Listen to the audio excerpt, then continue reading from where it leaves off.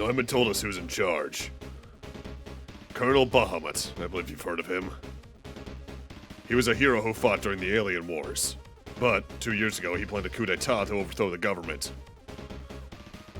The coup d'etat was stopped in time, but the colonel fled.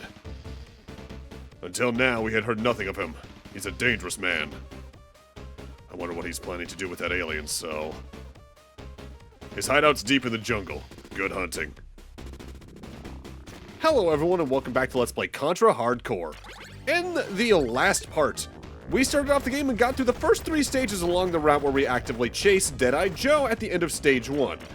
And now we're in the jungly depths of stage 4, which, like stage 3 in the junkyard, is actively a stage you do no matter what route you chose at the end of stage 1. So before we get too deep into this part, I actively wanted to read what the game's story is from the manual, because they actively did bring up the Alien Wars in that cutscene. That's because this is still in canon with Contra 3, specifically it takes place 5 years after that in universe. To quote the manual, a new breed arises. 5 years had passed since the Alien Wars, and mankind was slowly beginning to recover. Nevertheless, civilization was still in turmoil. The extreme concentration of people and goods in the few areas that escaped devastation during the fighting had turned the cities into hotbeds of crime. Worse, the rapid development of genetic engineering and cyborg technologies during the war had spawned a new, fearsome type of crime unimaginable before the conflict. To combat this threat, the government set up a special team of elite troops, the Unified Military Special Mobile Task Force. Taking the name of the heroes who had saved the planet during the Alien Wars, the public called them the Hardcore. It's the holiday season, the chaotic city festively decorated, its citizens looking for a respite from the usual hustle and bustle. But unknown to the populace, the forces of evil were using this otherwise peaceful moment to advance their dark plans. Someone infiltrates the city's defense computer complex and unmanned weapons begin to run amok on the streets, attacking the populace at random. Receiving orders to destroy these rampaging machines, the Hardcore heads out. But this was to prove to be only the opening chapter in their fight against an enormous conspiracy of evil. This is a bit of a weird mini-boss. This is the evil snowman. Like with the bosses we've seen up to now, this actually has 2 phases. As it is, it can do a couple jumps across the screen, it can cartwheel across the screen as well, which can actively cause it to trip in some cases.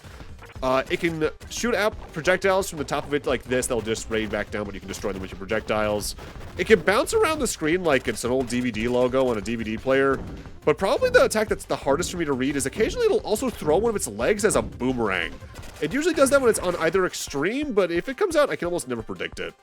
As for why this is called the Evil Snowman, though, that's because, well, there's 2 orbs, so I guess it looks like a snowman. During this phase, it will start walking around the screen at random and occasionally jumping as well, but towards the latter chunk of its health, it just starts rocketing up in the air and flying around at random, trying to sweep over you. It's very silly, but ultimately not too bad. At this point, though, just so I can actually talk about them, I do want to talk about what other weapons the other playable characters have, because I'm not showing them off across the LP, at least not in the main stage. Starting off with Ray, his basic machine gun gets upgraded to the Vulcan laser, which is just more powerful and is slightly smaller, but otherwise it plays the exact same as the basic machine gun. His Type B is the crash weapon, which goes about halfway across the screen before actively exploding. If you can place that explosion well, it does decimate boss HPs, but not something I like. His C-Type is just the standard spread gun, though. It's as useful as it was in Contra 1 and Super C and Contra 3, as you would expect. So we meet again. It's Deadeye Joe. This place will be your graveyard. So, minor peeling back the curtain thing here. Now, at the end of the second stage we reached by chasing Deadeye Joe, we saw him die and explode. He doesn't just show back up here after that, he did die there. This more has to do with the order I recorded the stages in. Since stages 3 and 4 are shared between all major ending routes, I only recorded them each once. On the ending set path I did first, which was the one where I went to the research center instead of chasing Deadeye Joe. Reaching the stage from chasing Joe, this boss still happens, he just doesn't come out of the robot. Off the top of my head, this is the only cutscene that changes in stages 3 and 4 depending on which route you chose in stage 1, I think. There might be some more nuances like that if you're playing multiplayer to begin with, or if you're especially playing the Japanese script where there's more interpersonal dialogue between whichever character is in the first and second player slot. But ultimately, I didn't mind leaving this in too much because it's not that egregious. Just to quickly round out Ray's weapons before I talk about this boss fight, his D-type weapon is a bunch of homing missiles that come out at a pretty fast pace. They are weak. I think each missile is roughly half the power of your basic machine gun shot. It's alright, I don't really use it too much outside of certain enemy situations, but it ultimately kind of leads into my thoughts on Ray as a playable character to begin with.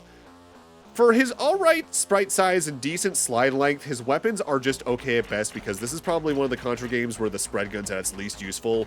And while the crash weapon's good for boss fights, I just find him to be generally underpowered, especially because he's the only character of the 4 that lacks a piercing weapon, which in this game can be really essential. So the boss of Stage 4 I look at as a very clear response to 7 Force from Gunstar Heroes, which came out a year later. This is, and I'm not joking about this thing's name, Long Hand Guy. This boss is made up of 6 distinct phases, 3 of which are you being chased or chasing the active boss fight. The other 3 are actively fighting it. After you run away from it at the start, phase 1 of the proper boss fight, while it's green, has the main body of the robot fire out thin lasers pretty frequently. Every shot you land on it in that phase, though, causes the body to rotate. So as you damage it, it's rotating faster and faster, firing its lasers out at a pretty good rate in seemingly very random directions. You can play that fight pretty safely just by pacing out your fire, though, and avoiding the lasers pretty slowly from there. After that was the helicopter phase we saw, where it tries to ram into you with its propellers. Firing faster weapons at it during that can keep it to one side until the chase segment ends. Phase 2, which we just wrapped up, sees the orange body of the mech rolling up and down a hill to try and ram you. At either extreme, it'll also fire off a larger laser that bounces off the ceiling and floor several times depending on its starting trajectory. Hanging off the ceiling during that phase and sliding through the bosses and rolls can go a good distance for keeping yourself safe. This is our final chasing segment, where it's red and just kind of hobbles along, firing homing missiles at you as it goes. Any projectile is pretty good for taking those out. Now we're in the final attack phase, where the boss suspends itself between its 2 arms and it gets real bouncy. As you damage the boss, the main body will bounce back and forth with some real momentum, with stronger or faster attacks bouncing it back further and further. With that said, that means it'll also sling back the other direction with the exact same force, so watch out for that. Its main attack here is several lasers that once again come out of the eye, but unlike phase 1, the boss rotates itself during this. You can try to jump around the body to keep yourself safe, but I like to slide through the laser and continue my attacks during that time instead. It's a long fight, but honestly it's probably one of my favorite fights in the game.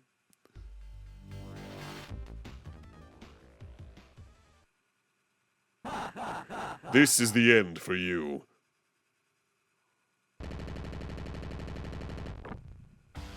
Damn, a trap! Just as we planned, Colonel. Doctor, what's going on? Just as you can see, the Doctor has been assisting us. I am sick and tired of this weakling government. Having obtained something as magnificent as the alien cell, they squander the opportunity by locking it away in a vault. The Colonel feels as I do, and will help me achieve my plans. Now I can carry on with my own dark experiments. Why, you treacherous little... Well, Doctor, I will leave the rest up to you. There is no way to escape. You must surrender peacefully. Time for our second and actually final major route shift. You can either actively surrender to the Doctor and his soldiers and fight again later, or decide to fight them to the end now. For the purposes of this LP, we're going to start off by surrendering and fighting later. Take them! Welcome to my headquarters. Is it pleasing to you? You can drop the smirk. I'm gonna trash this place. There is no need for that. Unfortunately for you, my plan is in its final stages. I've transferred all functions to this space station. The headquarters is of no more use. It will soon be detonated. But, Colonel, you can't... Ha! Your existence means less than nothing to me, you flea! Farewell. We'll not meet again. Leader of the Year, everyone!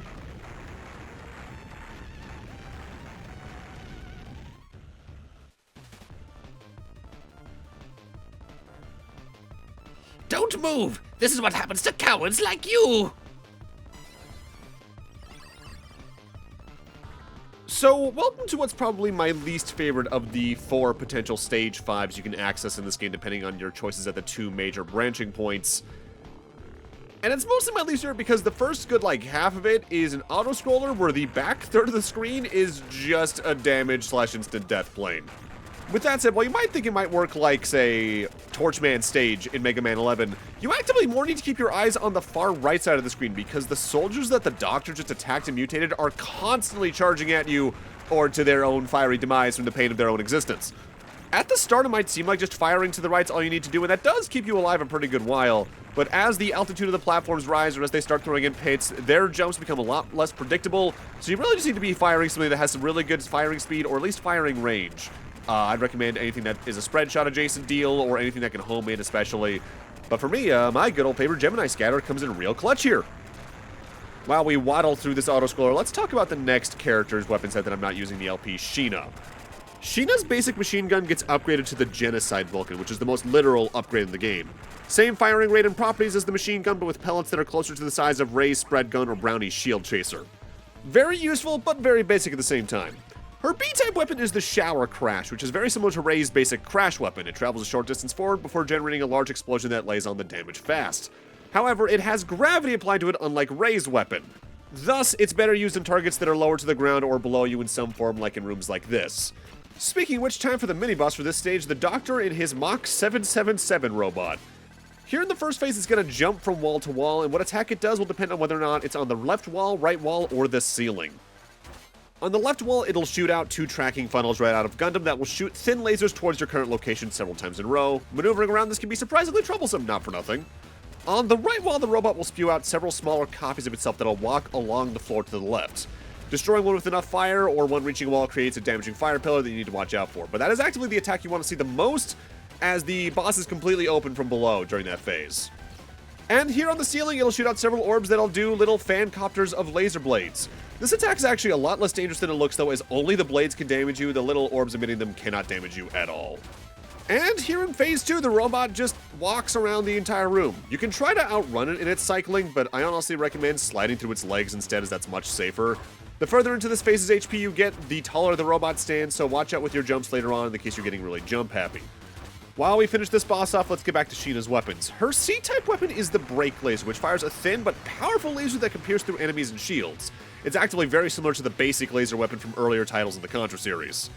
Her D-type weapon is the Axe Laser, which is cool in concept, but rather lackluster in use. It's a rapid fire of 5 different lasers in a spread gun-like formation, but they home in on enemies like Ray's homing missiles. Thing is, even if all 5 stack up on one enemy, it is one of, if not outright, the weakest weapons in the game. I do not like using it.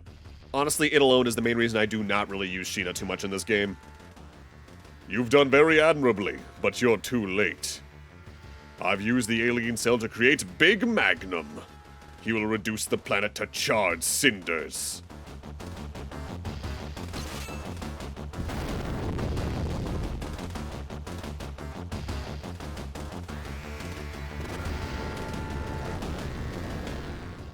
I'll stop you! Time for the Big Magnum boss fight, which is one that threw me off in my first playthrough of this ending specifically, because your main target isn't the mother brain looking alien cell to the right there, it's actively the cannon firing at you.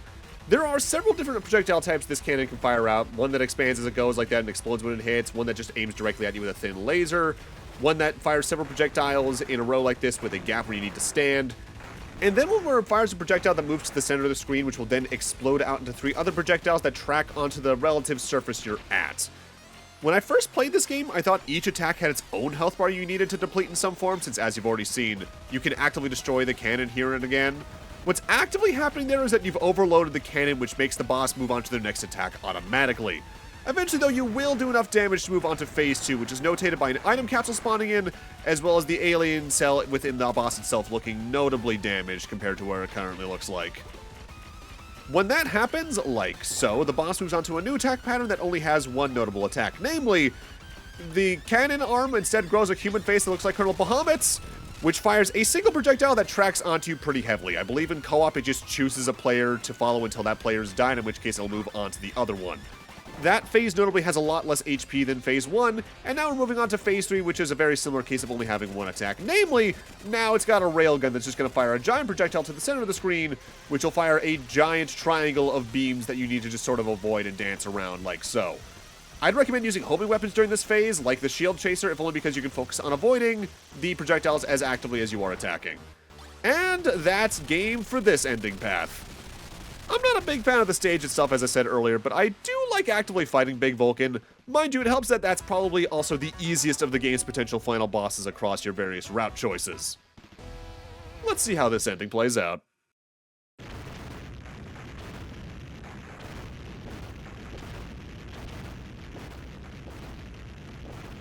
Just one more step and I would have been a god!